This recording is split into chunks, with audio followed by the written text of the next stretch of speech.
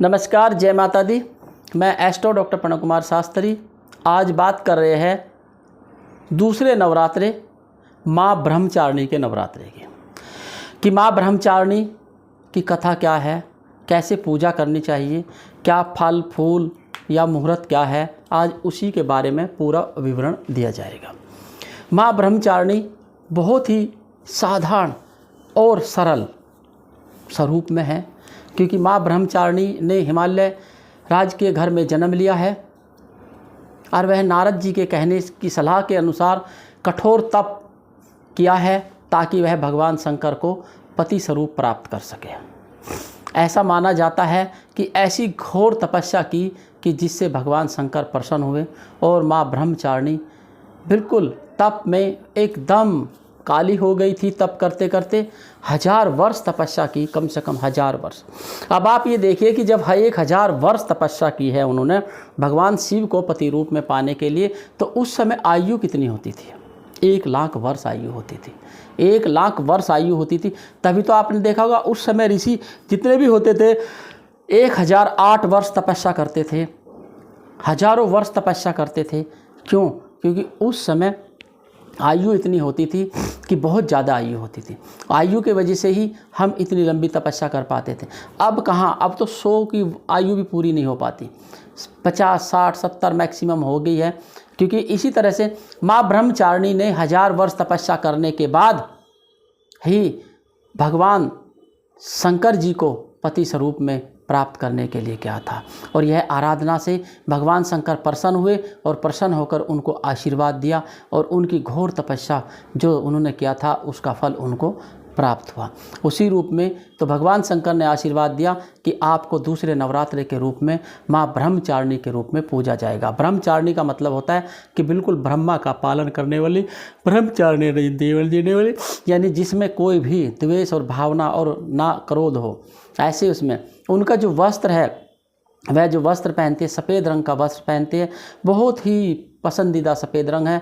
सुंदर स्वभाव में रहती है, बहुत ही शांत स्वभाव की ही देवी है। बिना किसी वाहन के है नज़र आती है, कोई वाहन नहीं होता उनका। और उनके एक हाथ में माला होती है, एक हाथ में कमंडल होता है, और वह पूरा जीवन ब्रह्मचारिणी का जीवन जीते हैं। उनको जो फूल पसंद है, उनको फूल जो पसंद है वह गुड़हल और कमल का फूल पसंद है। पूजा कैसी करनी चाहिए? फल फूल अक्षत रोली मोली चंदन पंचमेवा मिठाई आदि साथ में रखकर, लौंग इलायची सुपारी आदि साथ में रख करके पूजा करने से आपको बहुत लाभ प्राप्त होगा। मात्र यही कार्य करना है आपको। और साथ में रंग पीले रंग का, पीला रंग भी बहुत पसंद है, सफ़ेद रंग बहुत पसंद है उनको। ऐसे में बहुत ज़्यादा लाभ प्राप्त होता है। और मंत्र जो बोलना होता है वह मंत्र भी बहुत सारा, क्योंकि पूजा के साथ साथ जब तक मंत्र नहीं बोलेंगे, मंत्र नहीं बोलने से क्या होता है कि हम जितनी पूजा करते हैं, जब तक आप मन पसंद का मंत्र ना बोले उनके मंत्र के बोलने से ही आपको काफ़ी लाभ प्राप्त होगा। ऐसे में क्या होता है कि मंत्र बोलना चाहिए। मंत्र ओम श्रीम अहम्बी अंबिका नमः, ओम श्रीम अंबिका नमः। मुहूर्त जो है 7:15 का है, सुबह 9:25 तक यह समय चलेगा। ऐसे में लगातार पूजा करें। मुहूर्त में पूजा करने से आपको अति उत्तम लाभ प्राप्त होने वाला है। देखिए, आपको जो भी पूजा पाठ आराधना करनी है वह मन भाव से करेंगे तो आपको लाभ जरूर प्राप्त होगा। किसी भी देवी देवता की पूजा पाठ आराधना करना आपके लिए अति उत्तम कार्य रहेगा। लेकिन उसके लिए मन भाव तन मन धन से अगर पूजा करते हैं तो आपको लाभ जरूर प्राप्त होगा। ऐसा करने से आपको अति उत्तम लाभ प्राप्त होगा। यही आपके जीवन की दिनचर्या रहे।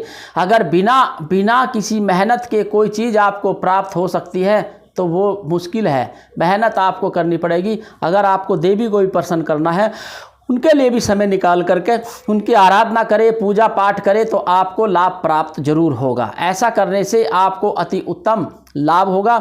उनका पसंदीदा फूल चढ़ाइए। मान लीजिए आप किसी के घर में अतिथि बन के जा रहे हैं और आपको अगर पकोड़े पसंद है तो आपको अगर पकोड़े ना मिले तो आपका मज़ा नहीं आएगा। आपको हलवा पसंद है, अगर हलवा ना मिले तो हलवा ना मिले तो आपको मज़ा नहीं आएगा। इसी तरह से हम भगवानों को भी अर्पित करने के लिए उनकी पसंदीदा अगर चीज़ देते हैं तो हमारे मन को संतुष्टि होती है। जब हमारे मन को संतुष्टि होती है तो हमारे सभी कार्य संपन्न होते हैं और देवी का आशीर्वाद संपूर्ण प्राप्त होता है। मैंने आपको मुहूर्त भी बताया है, रंग बताया है, फल फूल माला बताई है मैंने। जिस तरह से भी आपको ये करना है बहुत ही अच्छा है और जो भी पसंद चीज़ें होती है वह देने से काफ़ी लाभ प्राप्त होता है। मंत्र और पूजा का समय महत्व ध्यान रखना है। नमस्कार, जय माता दी।